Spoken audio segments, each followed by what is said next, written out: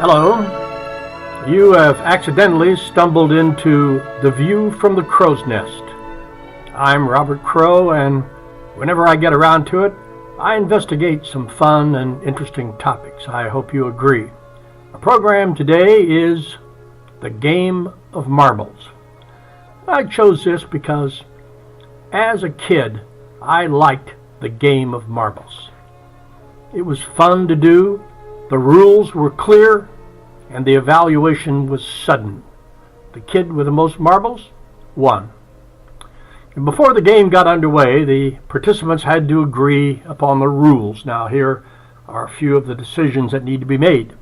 Is the game going to be quitsies or no quitsies?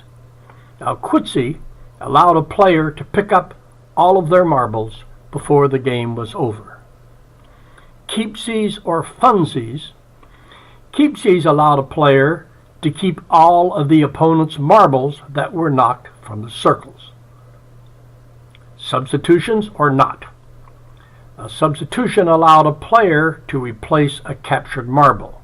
Now, if a favorite marble was taken, you could replace it with another one. This was usually reserved for your favorite shooter. Size of the playing field.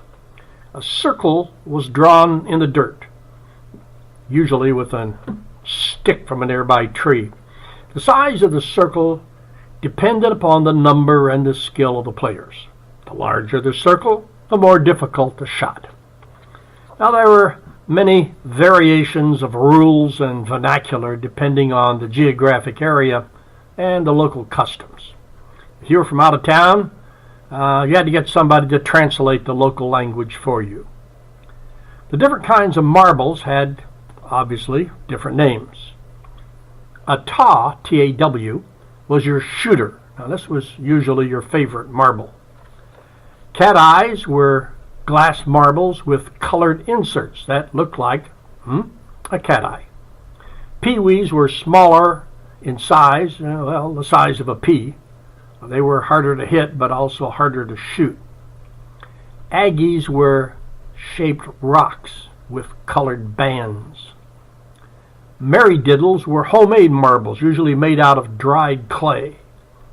A steely was a steel ball bearing. It was an evil instrument that would crack glass marbles. Ducks were the marbles in the middle of the ring. Ducks, because we shot at them. With fanfare, but no sound effects, the players would dump their marbles from their container and choose the ones to be used for the game. I carried mine in a plain white cloth sack with a drawstring. It was an old roll-your-own tobacco sack, and I didn't smoke them. Some guys carried theirs in an old sock or a bandana securely knotted. The marbles of the players were arranged in the middle of the playing field. Sometimes they were arranged in an X formation, sometimes in a circle, perhaps a triangle. I once played a real smart kid who insisted on placing the marbles in a trapezoid.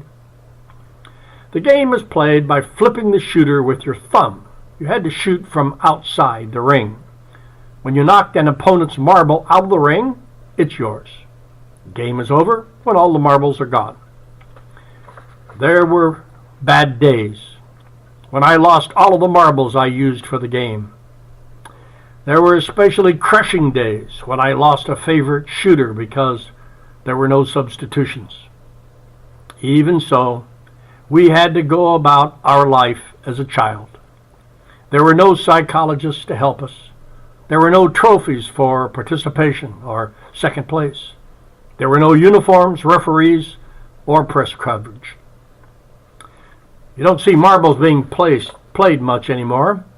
They have been replaced by iPods and ePods and seed pods, internet phones, parking lots, manicured grass lawns, and adult constructed things that get in the way of a good marble game. Marbles, there were valuable lessons. Even today I find that I am often left holding the bag, but I think I have lost all of my marbles. That's our program for today. Check back often and see if we ever do this again on another random topic. I'm Robert Crow with The View from the Crow's Nest.